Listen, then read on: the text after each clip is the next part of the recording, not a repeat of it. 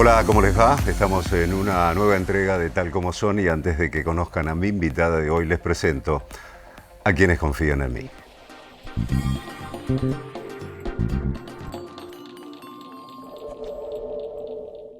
De viajar en colectivo a viajar en primera.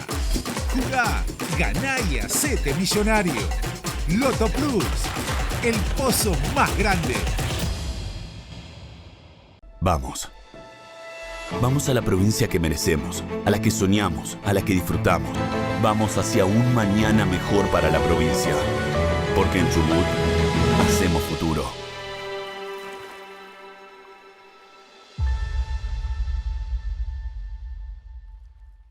...91 años de historia.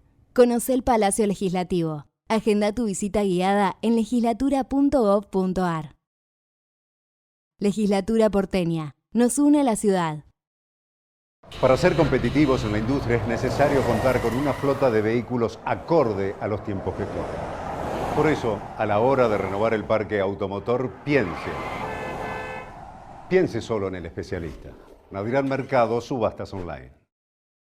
Te presentamos Coto Digital, una forma rápida y fácil para que compres lo que necesites desde la comodidad de tu hogar. Te invitamos a que visites nuestra página www.cotodigital.com.ar.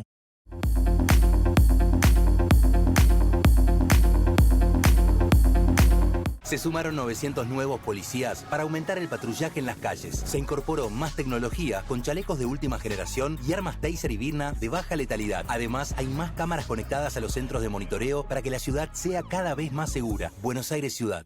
Cuando se juntan dos fetas de mortadela, aparece algo único. El amor del medio. Mortadela, mortadela, amor. El amor.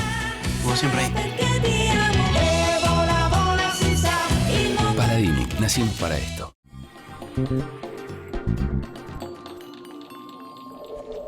Mi invitada de hoy es abogada con una amplísima trayectoria en el Poder Judicial, de más o casi 20 años, es jueza federal y tiene y ha tenido causas a su cargo con un impacto público impresionante. También por su función ha recibido amenazas no solo ella, sino también su familia y fundamentalmente por el asesinato de su ex marido, el fiscal Alberto Nisman. Mi invitada de hoy es la jueza federal Sandra Arroyo Salgado. Gracias por estar, Sandra. Por favor, gracias a vos por el espacio. ¿Cómo tomaste la decisión de la justicia ahora que está imputada la fiscal Fein y el juez de Campos en cuanto al desastre que se hizo en la escena del crimen de Alberto Nisman? Lo tomé como un reconocimiento a toda la labor, el trabajo que hicimos no solo nosotros como familia, en la actuación que tuvimos como querellantes en el expediente, sino también a la labor de los abogados que nos acompañaron en ese momento, los doctores Juan Pablo Vigliero y Manuel Romero Victorica, además del doctor Casal, Eduardo Casal. Y la verdad es que en un principio estuvimos muy solos yo recuerdo que previo a que ellos sean designados en el expediente por nosotros, llevaba adelante en forma personal la querella con el patrocinio de la Defensa Pública Oficial y recusamos a la fiscal Viviana Fein, no solo por la actuación demostrada de irregularidades en lo que era la escena del crimen en el primer momento donde era tan importante preservar toda la evidencia, sino también por las declaraciones que con bastante inmediatez hizo luego de ello, en punto a cuando dijo, lo van a recordar, que lamentablemente no se habían hallado residuos de pólvoras de manipular el arma en las muestras tomadas de las manos del fiscal Alberto Nisman. Ese lamentablemente demostraba, en nuestra opinión, inequívocamente, la búsqueda de un resultado determinado de parte de la fiscal, que debía investigar justamente si Alberto Nisman había sido víctima o no de un homicidio, claro, porque el suicidio, salvo la instigación del suicidio, no es un delito el suicidio en sí mismo. Exactamente. Yo recuerdo que en esa oportunidad y por toda la otra actuación posterior que ella tuvo, recusamos y lamentablemente ni la jueza Palmagini, ni la Cámara del Crimen, ni la Corte Suprema de Justicia le dio asidero a nuestro planteo. Así que siento que la justicia finalmente llega, pero llega tarde. En los fundamentos allí del fiscal pidiendo la imputación de Fein y del juez de Campos, también habla de que pasaron en menos de 10 horas 88 personas por el departamento, inmediatamente allí al crimen. Es una exageración terrible eso, ¿no? Y sí, esto demuestra la incapacidad, cuanto menos, y pensando bien la falta de capacidad de idoneidad de fundamentalmente de los magistrados judiciales presentes en ese momento, que justamente eran la fiscal Fein y el juez de Campos, porque la doctora Palmagini estaba de licencia y él la estaba subrogando. Recordemos que era la feria judicial. También demuestra la falta de idoneidad y de capacidad del secretario de Seguridad Berni, abogado, que debió haber alertado sobre esta circunstancia.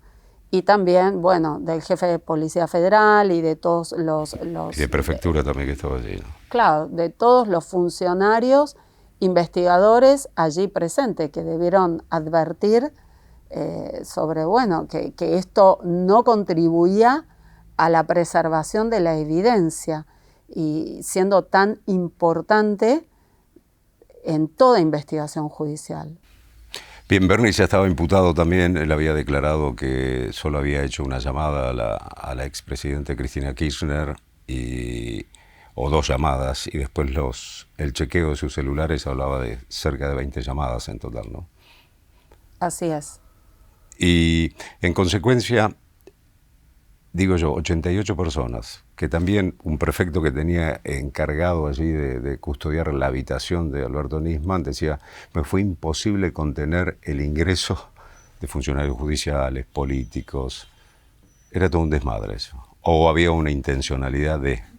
Y todo hace pensar que hubo una intencionalidad, fundamentalmente de quienes tenían el poder de decisión sobre lo que allí ocurría, ¿sí?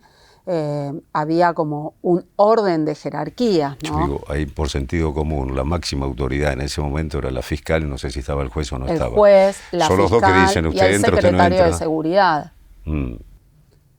Eran las autoridades máximas responsables de todo lo que allí acontecía. Claramente el personal de Policía Federal o de Prefectura respondía a sus directivas. Cierto es que quienes tenían la máxima jerarquía, entiendo yo que había sido convocado también el titular de la División Homicidios de Policía Federal, cuanto menos debió advertir al juez y a la fiscal de que eso no contribuía a que ellos pudieran hacer bien su trabajo. Y no solo en la escena del crimen, sino en todo el entorno, ¿no? Un edificio... Es que la escena del crimen no se reducía al baño donde fue hallado Alberto Nisman, ya fallecido. Sí. La escena del crimen tampoco se reducía al departamento. La escena del crimen eran todas las torres Le Parc, debiendo haberse preservado desde un primer momento los ingresos, egresos secuestrados con inmediatez, las cámaras, las grabaciones de las cámaras en punto a quienes habían ingresado, egresado durante ese día, el día anterior. Es como que no hubo una dirección de la investigación que estuviera a la altura de las circunstancias, porque se trataba del hallazgo sin vida de un fiscal federal que, recordemos, se encontraba investigando ni más ni menos que el atentado terrorista contra la AMIA, que dejó un saldo de 85 víctimas fatales, en el que fue designado a cargo exclusivamente de la investigación a 10 años de acaecido el atentado, y no olvidemos todo lo ocurrido en derredor también de la investigación de ese atentado terrorista. Y además, este hallazgo fue a 4 días de haber radicado una denuncia muy grave, ni más ni menos contra el poder político de turno vigente en ese momento, dado que su denuncia de encubrimiento por el memorándum de entendimiento con Irán, que bueno, en la que él planteaba que esto era una garantía de impunidad para los responsables detrás del atentado, era contra la entonces presidenta de la Nación y varios funcionarios de su gobierno, la doctora Cristina Fernández de Kirchner. Perdón, y horas antes de ir a dar cuenta ante el Congreso de la Nación de la denuncia que la había radicado. ¿Te planteaste en algún momento que pudo haber sido un suicidio inducido?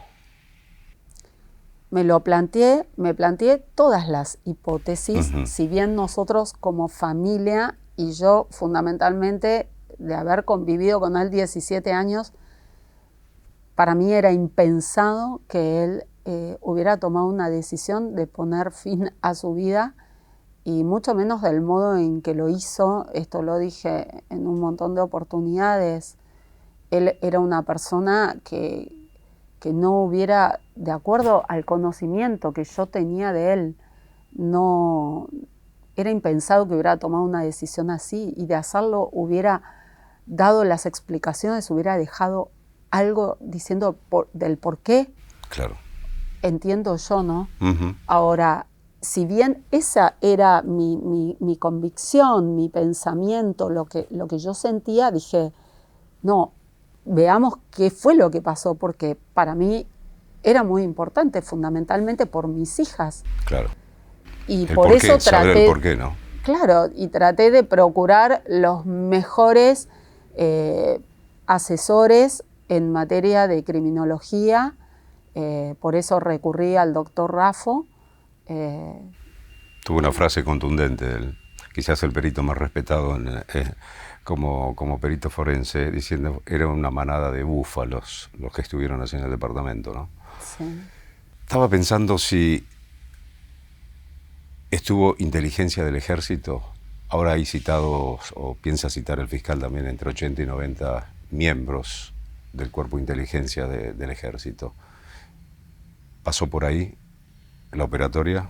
La realidad es que lo que da cuenta la investigación y todo lo que ocurrió alrededor no solo de la vida de Alberto en los días previos a este suceso, sino también con posterioridad a la denuncia que él radicó y de todo lo que después pasó en la investigación y en derredor de nuestra familia, demuestra que los servicios de inteligencia tuvieron una activa participación en este suceso.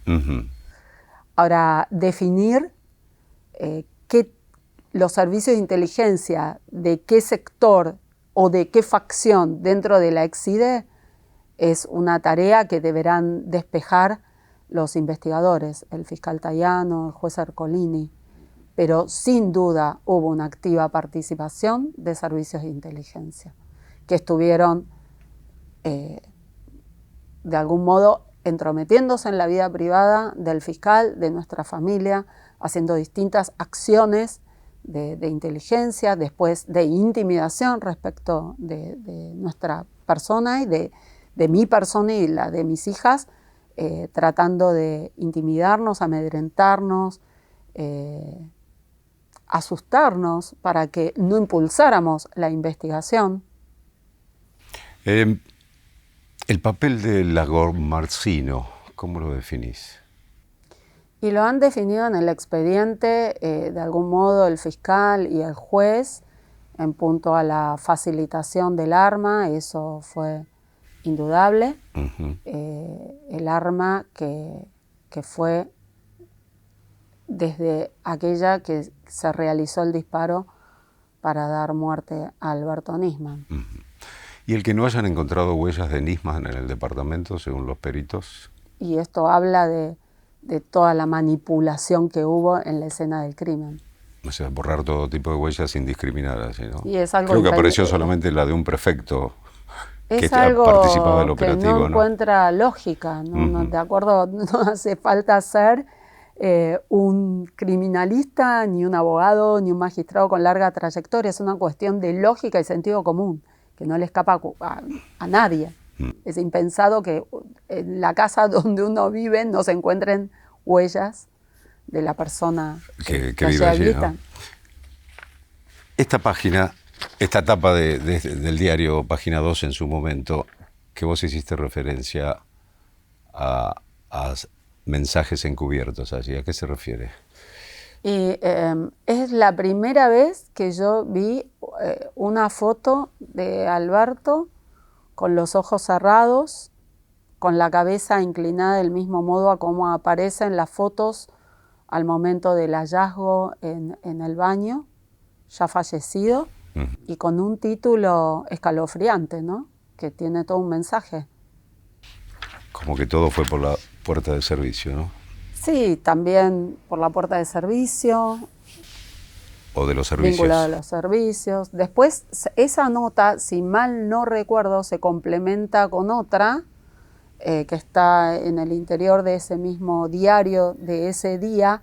Recordemos que esa tapa es del mismo domingo 18 de enero del 2015, con lo cual eso fue impreso en la noche madrugada, noche del sábado, madrugada del domingo.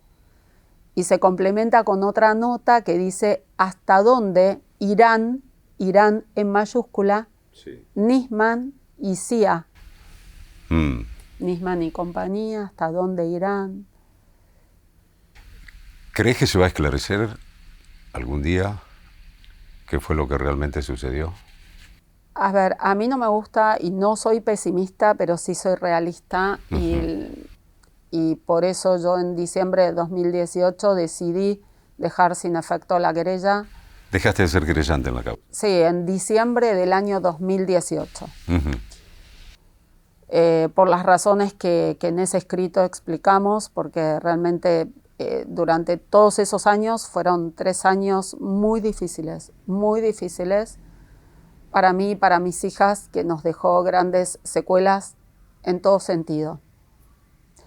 Pero fundamentalmente en nuestra salud, cada vez se me hacía más dificultoso poder llevar adelante también mi función, que es muy importante. Yo como juez soy un servidor público y necesito poder estar bien para llevar adelante mi trabajo. Y tomé esa decisión porque sentí que ya la investigación había llegado al punto, a la verdad que nosotros necesitábamos como familia, y que era saber qué había sido, qué fue la muerte de Alberto.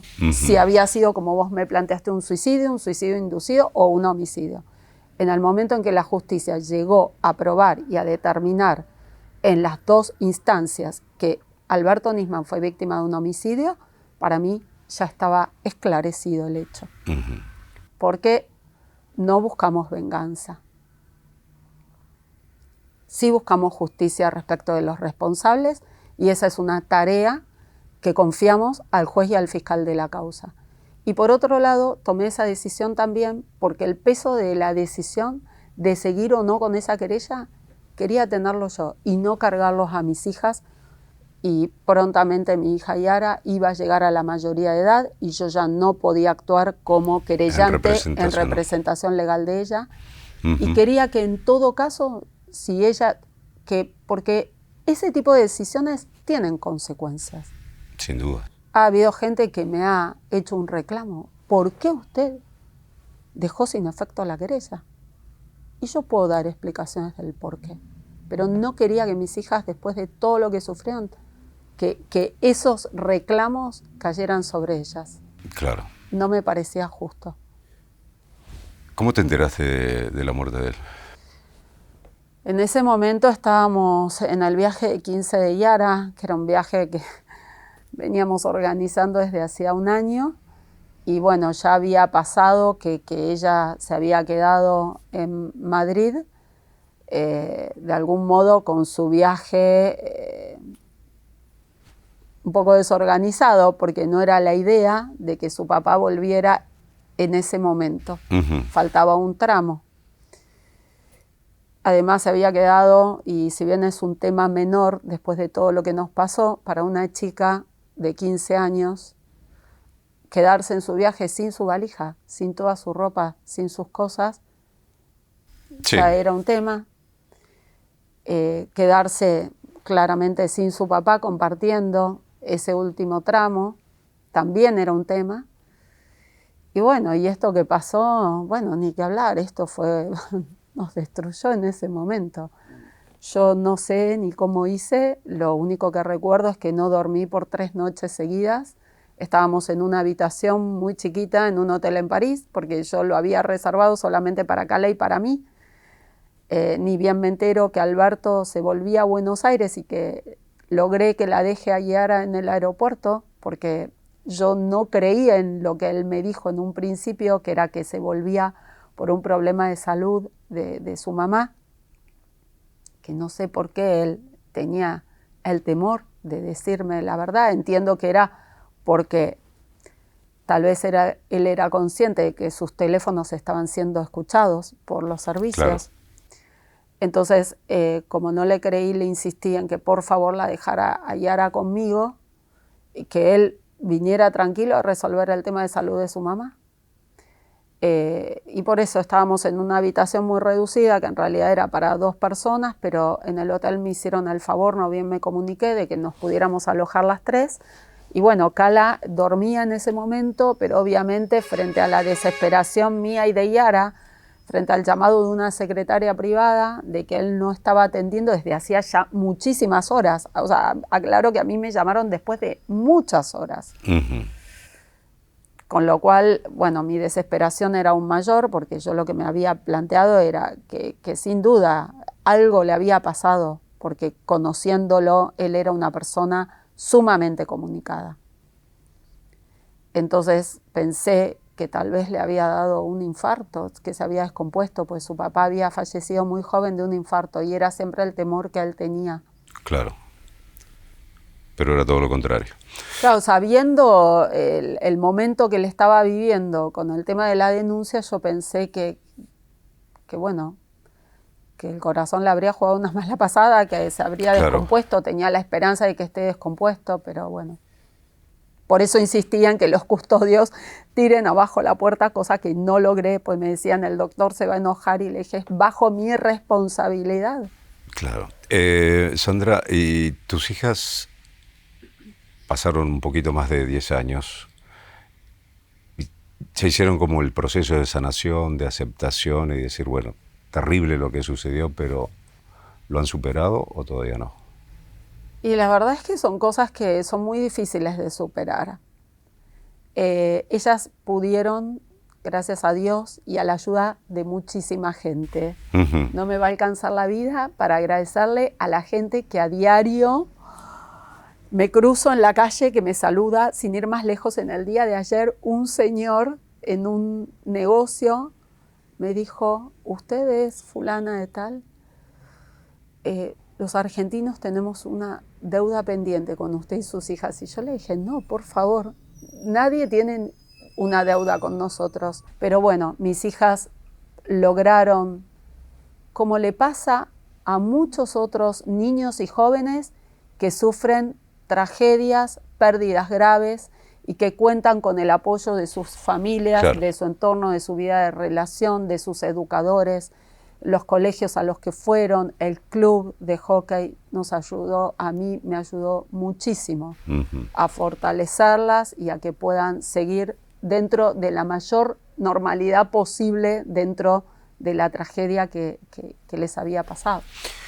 Dejando de lado todo este caso, en un momento dijiste todos los poderes del Estado están infiltrados por el narcotráfico.